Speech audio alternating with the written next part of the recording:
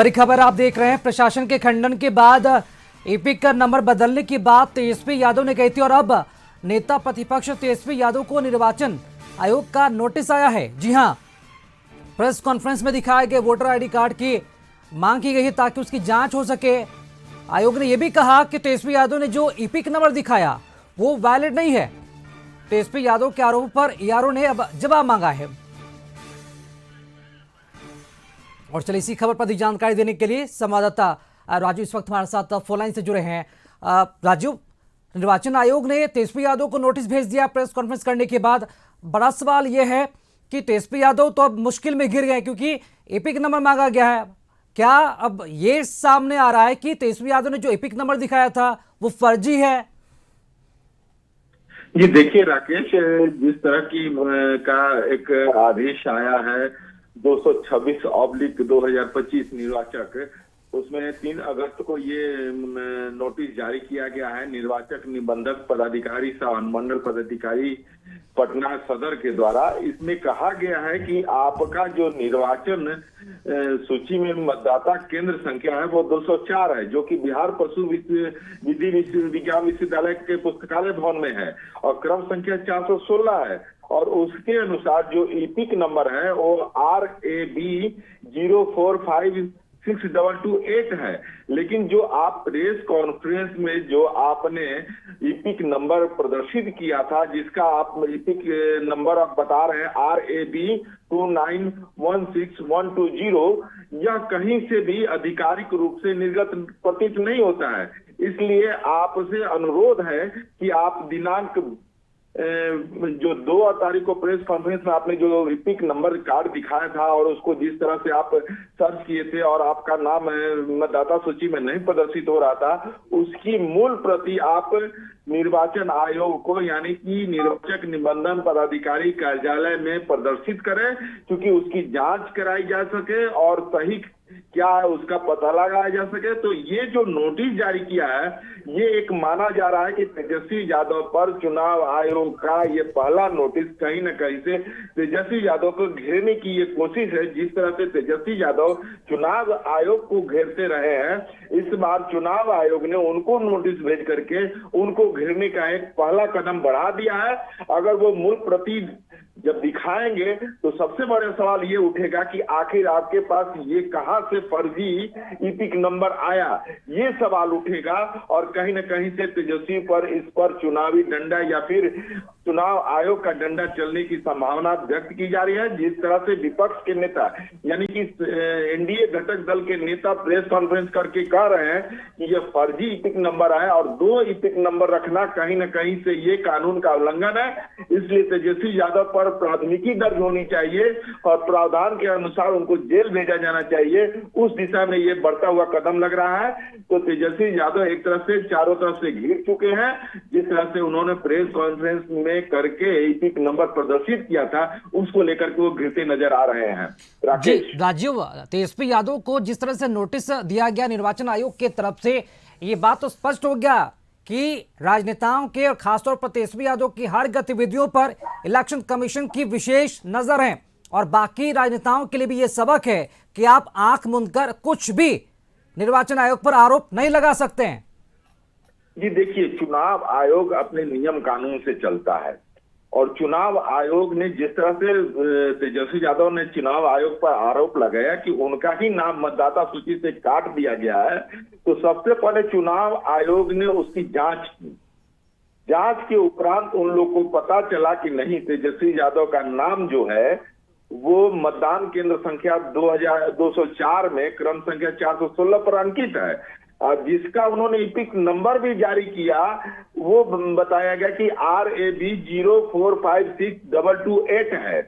तो वो एक बात सामने आ गई। लेकिन जब चुनाव आयोग को लगा कि जब नेता प्रतिपक्ष जैसा नेता इस तरह का आरोप लगा रहा है चुनाव आयोग पर कि चुनाव आयोग जो है फर्जीवाड़ा कर रही है और SIR के नाम पर लोगों का नाम काट रही है, तेजस्वी यादव का नाम काट रही है, तो उसको उसने गंभीरता से लिया और चुनाव आयोग ने उसी गंभीरता के तहत तेजस्वी यादव से विवरणी मांगा है कि जो आपने प्रेस कॉन्फ्रेंस में चुनाव आयोग पर आरोप लगाते हुए जो ईपिक नंबर प्रदर्शित किया था उसकी मूल प्रति हमें मुहैया कराए, क्योंकि हम उसको सही ढंग से जांच कर सकें। और ये प्रावधान है, नियम है, कानून है कि अगर आप 2 ईपिक नंबर रखते हैं, 2 जगह के मतदाता हैं, तो वो गैर कानूनी है, असंवैधानिक है। इसके तहत आप पर प्राथमिकी दर्ज हो सकती है, आपको जेल तक जाना पड़ सकता है।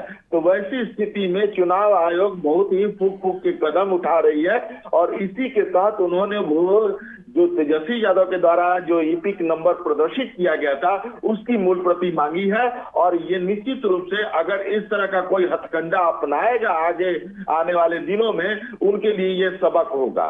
जी राजू, चूंकि आयोग ने तेजस्वी यादव से इस मुद्दे पर स्पष्टीकरण मांगा है, क्या तय समय सीमा के अंदर लिखित जवाब देने को कहा गया? कोई समय सीमा है इसकी? ये देखिए, सीमा जिस तरह से बताई जा रही है कि अभी तक वो डेट नहीं दिया गया है, और हो सकता है कि जैसे उनके द्वारा ये कहा गया है कि 3 अगस्त को ये जारी किया गया है, तो अब तेजस्वी यादव की गंभीरता इसमें प्रदर्शित होगी कि तेजस्वी यादव जल्दी से जल्दी वो ईपिक नंबर की मूल प्रति चुनाव आयोग को यानी कि निर्वाचक निबंधन पदाधिकारी कार्यालय को उपलब्ध कराए, नहीं तो फिर वो कानूनी रूप से जो है चुनाव आयोग यानी निर्वाचक निबंधन पदाधिकारी आगे की प्रक्रिया शुरू करेंगे।